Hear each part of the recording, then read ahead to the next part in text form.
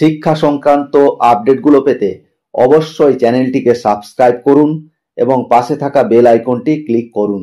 নমস্কার, আপনি দেখছেন এডুটেক তন্ময় চ্যানেল। স্কুল পড়ুয়াদের মিড ডে মিলে এতদিন সপ্তাহে একদিন করে গোটা ডিম দেওয়া হতো।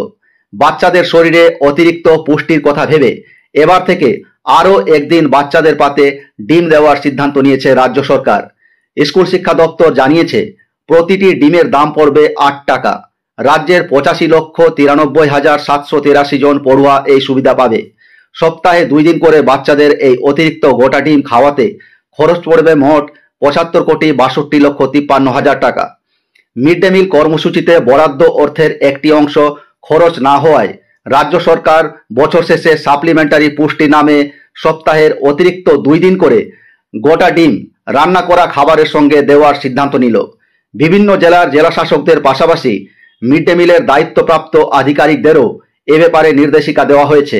রাজ্যের স্কুল শিক্ষা দপ্তর চলতি বছরের 31 মার্চের মধ্যে এই নিয়ম প্রতিটি স্কুলে বলবৎ করার নির্দেশিকা জারি করেছে। 2024-25 অর্থবর্ষের শেষের দিকে বরাদ্দ বৃদ্ধির পর ফান্ড অবশিষ্ট ছিল, তাই সেই ফান্ডকে যথাযথভাবে ব্যবহার করতেই এই সরকার এই সিদ্ধান্ত নিয়েছে।